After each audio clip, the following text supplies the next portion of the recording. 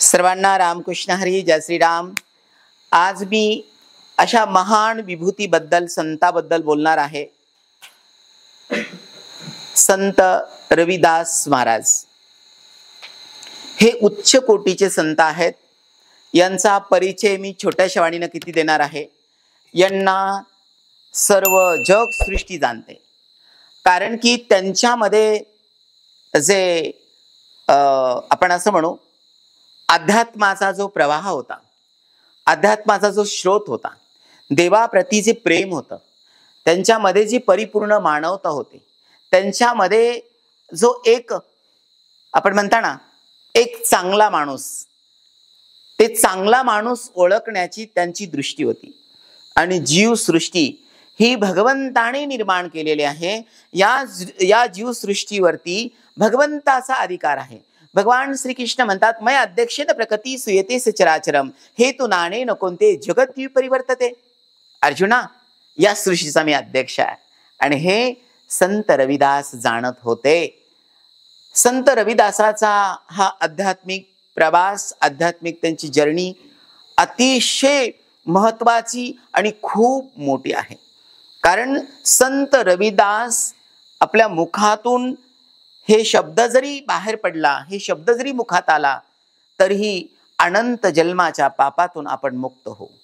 संत रविदासाने भगवान परमात्माची भक्ती करता करता त्यांनी एक मनुष्यामध्ये, मानवामध्ये, जीवामध्ये ईश्वर कसा बघितला, म्हणजे सगळे ब्रह्मरूप कसे आहेत, प्रत्येक ईश्वराची विभूती कशी आहे, त्यांच्या भक्तीतून त्यांनी दाखवलेला आहे. आणि प्रत्येक महाराष्ट्राला, या दिव्य भारताला जेवढे साधू संत महापुरुष लाभले, विचारवंत लोक, शिक्षक लोक, प्रबोधनकार या महाराष्ट्राला, या दिव्य भारताला लाभले, तेवढेही मी तर असं म्हणेल की वंदनीय, पूजनीय आहेत.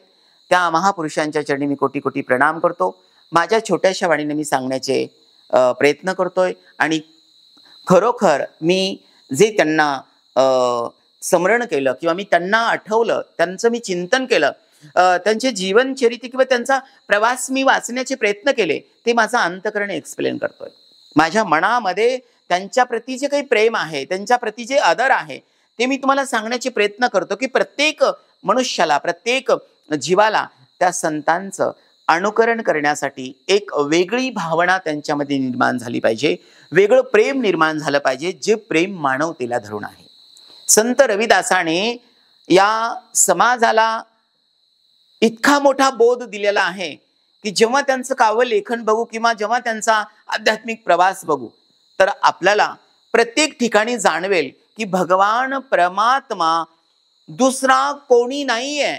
तो भगवान परमात्मा प्रत्यक्षात रविदास आहेत. भगवंताचे ते एकरूप झालेले आहेत. मी बऱ्याच वेळेस सांगत असतो, संततेची भगवंत, भगवंततेची संत, हे संतांनी वर्णन केलेलं आहे. तर पहिल्या प्रथम मी हा दोहा वाचतो आणि नंतर परत एकदा थोडंसं मी एक्सप्लेन करतो. ओके, ठीक आहे.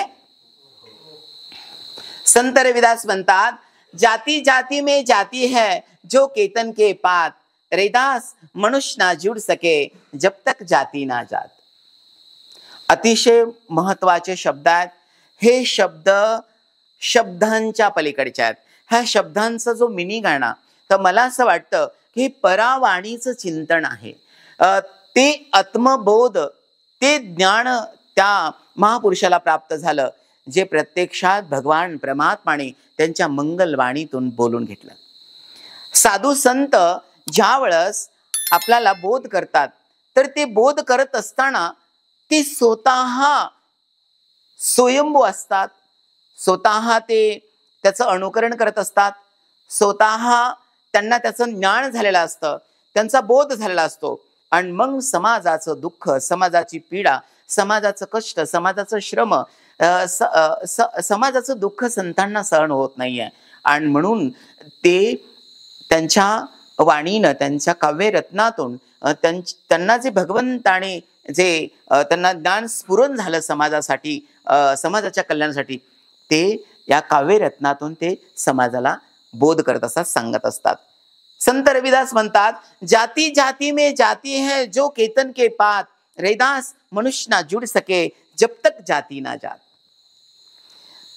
जात नावाचं जे खूप मोठं संकट आहे, जात नावाचं जे खूप मोठं भूत आहे, जात नावाची जी कन्सेप्ट आहे, इतकी अतिशय अतिशय चुकीची आहे. ते संत रविदास म्हणतात, जोपर्यंत मनुष्यामध्ये जातीवादेचा भेद जात नाही, जात जात नाहीये, तोपर्यंत माणूस माणसामध्ये येऊ शकणार नाही आणि एका विचारानं तो गुणागोविंदानं नांदू शकणार नाहीये. म्हणजे जात काय आहे? त्यांनी सुंदर केळीच्या वृक्षाचं, केळीच्या झाडाचं त्यांनी उदाहरण दिलेलं आहे. केळीच्या झाडाचा बोंदा पाहिलाय, बूड पाहिलंय? म्हणजे केळीच्या झाडाचं जे बूड आहे, ते बूड त्या पानानं गुंपलेलं आहे. एक एक एक एक पान जेव्हा काढत जाल ना, तर पानावर पान, पानावर पान, पानावर पान, शेवटपर्यंत पानं निघतील आणि शेवट काहीच सापडणार नाहीये. तशी ही जात आहे.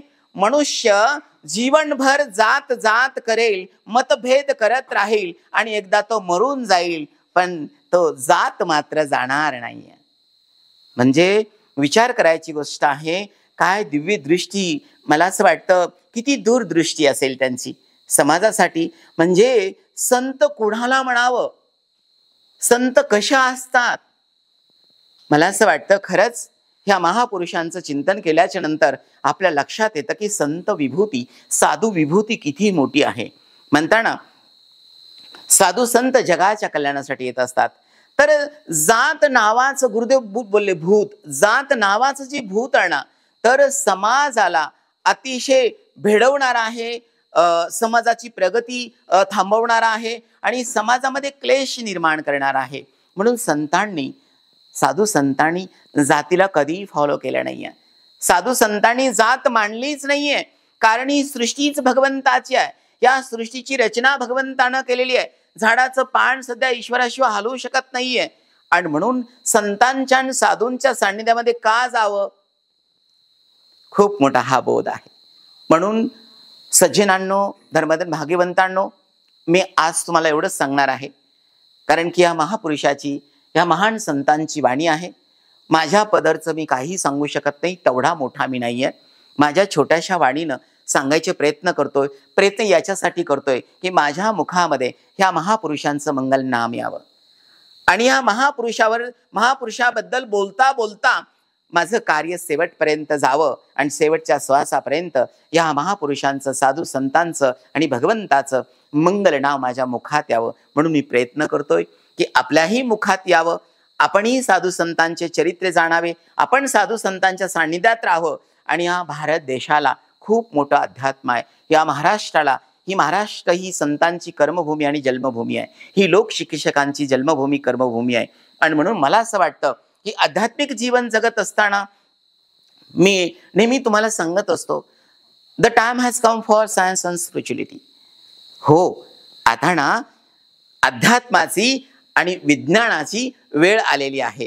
तर मला असं वाटतं की आपण हे जे जीवन आहे, तर हे जीवन अनमोल आहे, क्षणभंगूर आहे, अनमोल आहे, क्षणभंगूर आहे. ना जाणे कर्मानुसार परत जन्म मिळतो या नाही मिळत. आपण बऱ्याचशा ग्रंथामध्ये, पुस्तकामध्ये वाचलं असेल, मोक्षे, पुरुषार्थ वगैरे वगैरे वगैरे सगळं वाचलं असेल.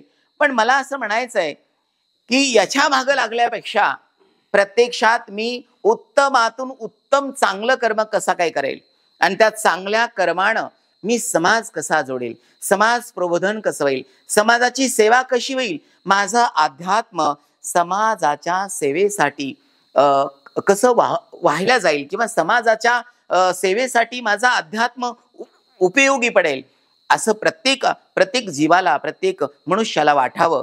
आणि म्हणून मला असं वाटतं की माझा जो अट्टहास किंवा माझी जी तळमळ आहे, तो फक्त आणि फक्त की साधू संतांना तुम्ही मानलं पाहिजे. साधू संतांचे विचार जर घेऊन तुम्ही चाललात तर कुठेही अंधश्रद्धेमध्ये फसणार नाही, जातीवादामध्ये फसणार नाहीये, स्वतः तुम्ही कमजोर समजणार नाहीये आणि स्वतः तुमचा कॉन्फिडन्स नेहमी, मी असं म्हणेल की स्ट्रॉंग राहील, कॉन्फिडन्स नेहमी तुमचा चांगला राहील आणि जीवन जगण्यासाठी या संतांचं साह्य निश्चित लागेल आणि पुण्याला तुम्ही पात्र बनाल.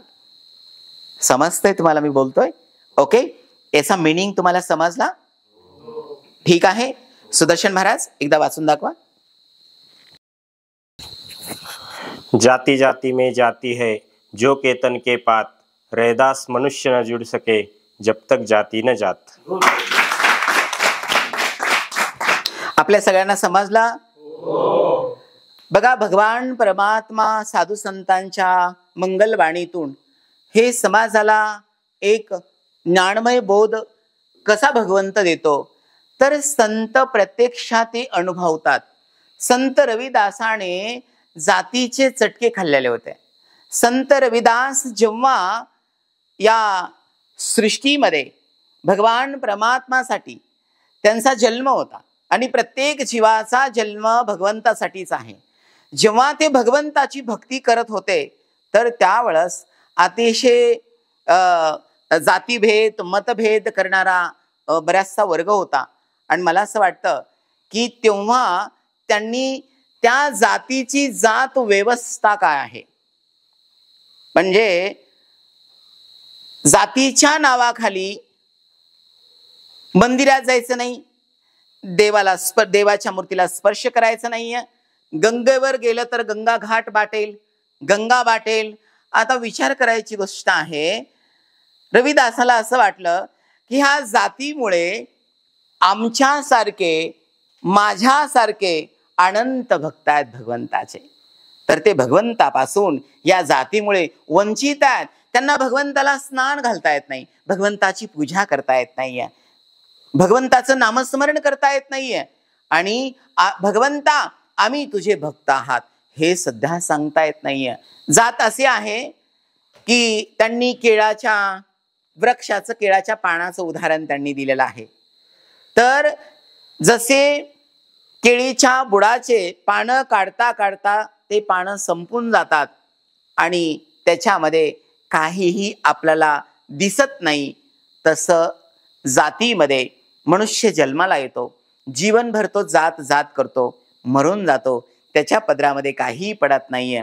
पण तेव्हाच्या तशा परिस्थितीमध्ये, तशा काळामध्ये या संतांनी खूप मोठं लोक शिक्षकाचं काम केलं आणि समाज प्रबोधनाचं काम केलं. अशा महापुरुषाचं चिंतन जरी आपण केलं तर निश्चित आप एक मनुष्य जन्म पूर्ण कराल. आणि मला असं वाटतं की तुमची जी सात्विक बुद्धी राहील ना, ही प्रत्यक्षा जेच काम करेल, न्याय देण्याचं काम करेल. कारण की सगळीकडे आपल्याला प्रबोधन मिळतं, सगळीकडे आपल्याला कथा मिळतात, वेगवेगळे दृष्टांत देतात, आणि साधू संतांच्या जीवनचरित्रामध्ये असे काही दृष्टांत आपल्याला मिळतात. तर आपण ते दृष्टांत एक सतसत विवेक बुद्धीने एक बोध म्हणून घेतलं पाहिजे. आपण अंधश्रद्धेच्या भानगडीत पडता कामा नाहीये. कधी कधी काय होतं की एखादा चमत्कार जर आपण वाचला तर आपण भक्ती करता करता आपण अंधभक्तीकडे वळतात. भक्ती किंवा श्रद्धा ही आंधळी नसते, पण मनुष्य भावना प्रधान आहे, इमोशनल मनुष्य आहे, तो इमोशनल होतो आणि कधी कधी त्याच्याकडून कळत नकळत आपण अंधश्रद्धेलाही फॉलो करायला लागतात. तर भगवंताची भक्ती करत असताना आपल्या आजूबाजूला असा अंधपणा कुठेही नको. हे संत अतिशय उच्च कोटीचे आहेत. माझ्या छोट्याशा वाणीने मी काय वर्णन करणार आहे, पण मी सांगायचे प्रयत्न करतो. तेव्हा जाती व्यवस्था होती आणि संत रविदासाने ती जातीय व्यवस्था प्रत्यक्षात बघितली नव्हती, तर ती भोगली सध्या होती. आणि म्हणून त्यांनी समाजाला हे उत्तमातून उत्तम ज्ञान बोध दिलेला आहे. आपण त्याला एक मार्गदर्शन म्हणू, एक दिशा म्हणू, एक अध्यात्माचा मार्ग म्हणू आणि एक सुंदर प्रेरणा आपण म्हणू. मी अपेक्षा करतो आपल्याला समजलं असेल, कारण की बराचसा वेळ लागेल एक्सप्लेन करण्यासाठी. कारण की रविदासाच्या जीवनामध्ये असे बरेचसे साक्षात्कार दृष्टांत असे घडले की अक्षरशः ज्यावेळेस आपण रविदासाचं चरित्र जेव्हा आपण वाचायला जातात तर अक्षरशः गंगा मैयाने त्यांचा 1 रुपया म्हणजे त्यांचं नाणं स्वीकार करून अक्षरशः गंगा मैयाने आपल्या स्वतःच्या हातातलं कड काढून संत रविदासाला दिलं. आपण ज्यावेळेस वाचन कराल त्यावेळेस आपल्या लक्षात येईल. अक्षरशः भगवान परमात्माने माझ्या रविदासाला जे जे त्यांनी काम करायचं त्या त्या कामासाठी भगवंताने मदत केली. उदाहरण, माझ्या गोरोबा काकाचे गाडगे घडू लागला, माझ्या संत सावताचा तो बाग फुलवू लागला, माझ्या संत जना अकाला गौऱ्या थापू लागला, माझ्या नामदेवाचं वेभान कीर्तन श्रवण केलं, माझ्या नामदेवाचे ज्या वेळेस पाऊस पडत होता आणि वारं सुटलेलं होतं तर अक्षरशः माझा पांडुरंग माझ्या नामदेवाच्या घरावरचे कौल धरून बसलेला होता. म्हणजे तो भगवान परब्रह्म, तो भगवान परमात्मा भक्तासाठी कसे कसे कामं करतो. आणि त्याच्यातलंच एक उदाहरण आहे. आणि मला असं वाटतं की संत कबीर असतील, संत रविदास असतील, माझा ज्ञानदेव असेल, माझा निवृत्ती दादा असेल, माझी मुक्ताई असेल, माझा सोपा, ही सगळी संतांची मांदियाळी मला असं वाटतं त्याच काळातली आहे. थोडंसं मागमोरी होऊ शकतं. तर मला असं वाटतं आपण संतांच्या सान्निध्यात, संतांच्या प्रबोधनामध्ये जर आपण राहिला, संतांच्या मंगल चरणामध्ये जर आपण राहिलात आणि संतांचं जर अनुकरण केलं तर निश्चित एक मानवतेचं जीवन आपण जगू, एक कॉन्फिडन्सनं आपण जीवन जगू आणि आपल्या आयुष्यामध्ये या देवाच्या मृत्यू लोकामध्ये आलात ना तर काहीतरी बनू आणि आपण समाजाला काहीतरी देऊ. सर्वांना रामकृष्ण हरी. जय श्री राम. जाति जाति में जाति है जो के तन के पात, रैदास मनुष्य न जुड़ सके जब तक जाति न जात.